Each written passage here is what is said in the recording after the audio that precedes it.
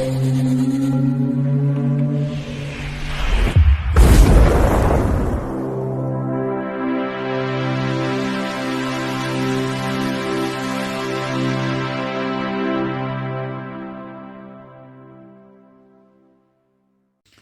Bayek, it's me Ian. And in today's video, well, I'm continuing my look at classic Doctor Who, the golden age in many ways of Doctor Who. And we're now on the fifth Doctor, Peter Davison. And sadly, we're getting a bit nearer the end. But anyhow, it's been a very enjoyable experience going through all these stories. And this is Snakedance from 1983. Now, this is really a sequel to Kinder, which is a very well thought of Fifth Doctor story. And does it match up to Kinder? Well, let's have a look at it and see what you think. So, previously we'd had Arc of Infinity, and the next story will be Mordrin Undead. Now, this is season 20, and it's the second story, and it's 4 episodes, and it was transmitted from the 18th to the 26th of January 1983. It's written by Christopher Bailey, who of course wrote Kinder, which is 1982. So there's the direct follow-up. Now it's directed by Fiona Cummings.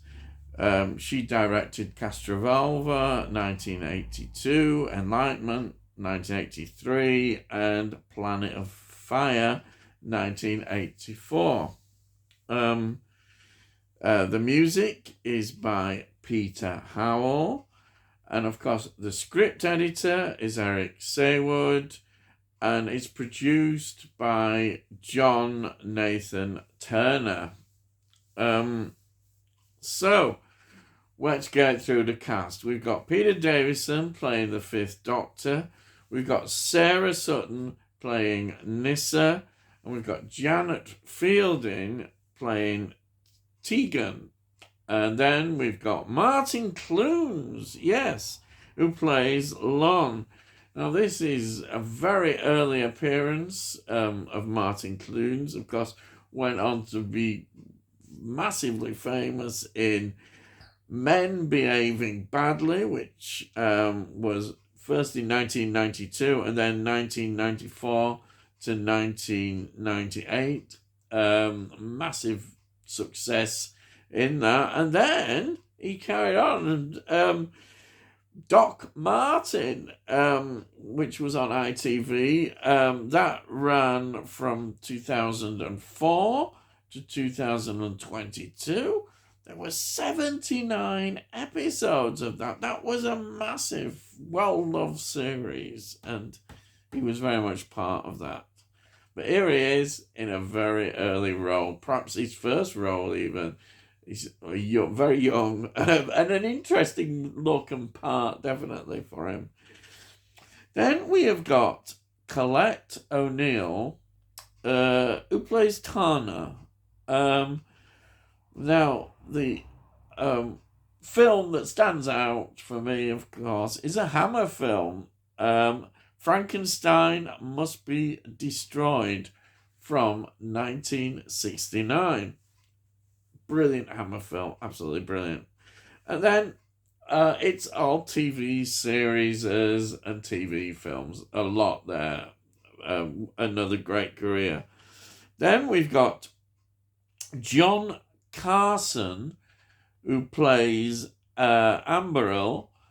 Now, films that were involved in: The Night Caller, 1965, The Plague of the Zombies, 1966, which is a Hammer film, and he's absolutely brilliant. One of my favourites, actually.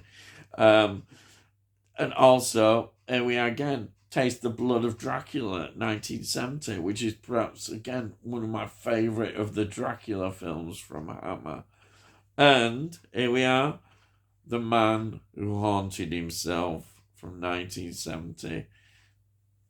Wow, that is such a great film with Roger Moore. And then we're at it here. Captain Kronos, Vampire Hunter, 1974. They're in that as well. Oh, crikey. And then I Dreamed of Africa, 2000. And then a Neil Marshall film, Doomsday, 2008. Wow. And then just lots of TV series and TV films. That is a massive career. Fantastic. Then we've got Preston Lockwood, who plays Dogen. Now, Preston Lockwood was in Julius Caesar, 1970. Ransom, oh yeah, that's Sean Connery, 1974. Time Bandits, yes, 1981. Electric Dreams, 1984. Again, a lot of TV series and TV films. And then we've got Jonathan Morris, who plays Chella.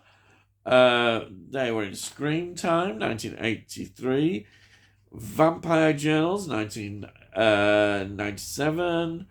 And Subspecies 4, Bloodstorm, 1998. You've got to love these horror films, haven't you? And then we've got Brian Miller, who plays Dugdale. He, incidentally, is the husband, he was, of Elizabeth Sladen, of course, we all love as Sarah Jane. And, of course, he's got Doctor Who connections. He was in Resurrection of the Daleks, 1984, and Remembrance of the Daleks, 1988. So, that is the cast. What is this about? Well, as I say, it's a direct follow-up from Kinder. And the TARDIS lands on the planet Manassu, where Tegan once again gets possessed by the Mara. And this time the Mara is planning to break through into the physical world. And this is what we see. And I think this, considering some of the production problems that they had, they produce a great story.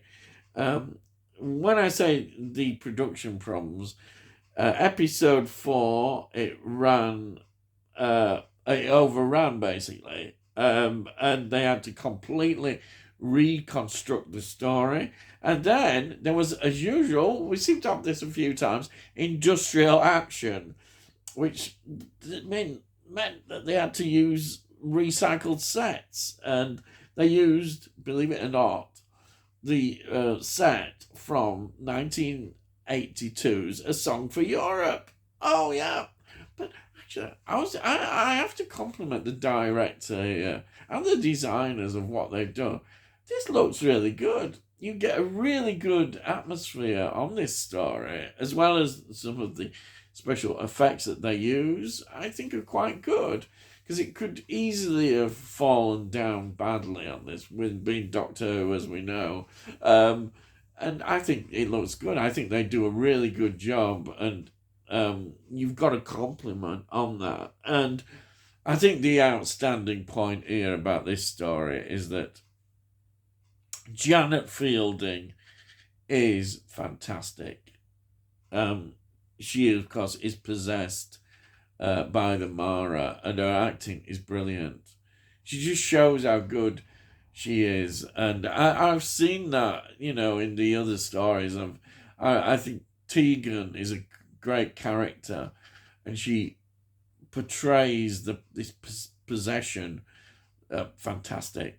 It's really good. The whole story it's so enjoyable.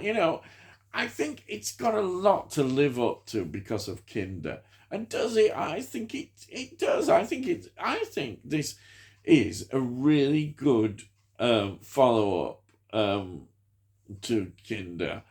And we should recognise that. I thoroughly enjoyed it. I think they've done a really good job, and you feel that the story has been explored further about the Mara, and that works for me. That's what you want from a story. You wouldn't get that nowadays. I'm off again, aren't I? In modern Who, this wouldn't happen. You wouldn't get such an intelligent adult story, if you want to put it like that. I have to say, even though we know this program is aimed at children, this is an amazingly adult story dealing with a lot of deeper things as we're talking about.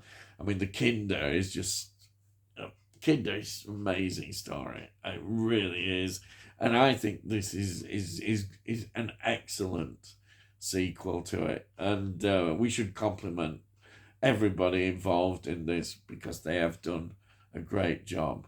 And a lot of people, I think, probably look down on this a bit more. They don't think it's quite as successful as the original Kinder, but I think they do a really good job, and they bring forward a lot of good ideas. And the acting, you can't really fault the acting. And as I say, the production looks excellent. So that is, to me, a very positive thing. And I really enjoyed this, as I am, all these stars. I think sometimes Peter Davison maybe doesn't get enough credit in his tenure as the Fifth Doctor. These great stories, and his performances are always good. He doesn't give a bad performance at all. He's so well assured. He knows his character well, the Fifth Doctor, and I'm loving it. I think he's great, absolutely wonderful. So this was released on VHS in 1994.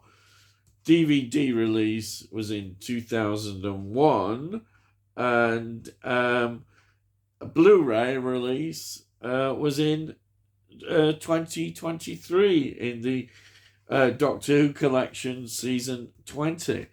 So, as I said before I go, I always show you what I've got here. Here we have my DVD copy. You know, I do love these DVDs. There it is there. There's the back. It's got some nice extras. And look at the disc. Really nice disc there. Nice illustration. And this lovely little book. Well, it's a leaflet kind of thing that we always get. But I think it's very good. Excellent. And then, of course, the Blu-ray release is in the Season 20 box set, which is beautiful. Look at that. It's really great. I love these. Absolutely love these collector's editions. And there's a lot more documentaries, and we take a further, deeper look into the story on here. You can't complain at all about this. Thoroughly recommended. Absolutely great. And that's it. Yes. So, hope you've enjoyed that. And if you're new to the channel, and, well, have a look in the playlists, and you can see all the previous reviews that I've done of Doctor Who. And also, I do a lot of other things, movies, films, movies, whatever you want to call them, TV shows, and also some music and other bits and pieces about collecting and all that kind of stuff. So if you like it, please subscribe. It's great, and if you like this video, then give it a like, because it gets it out onto YouTube, so other people might enjoy it. And if you've got any comments, please put your comments down. I love to read your comments, and I'll always reply to them. And that's it. Yes. So all I've got to say is, I'll see thee again.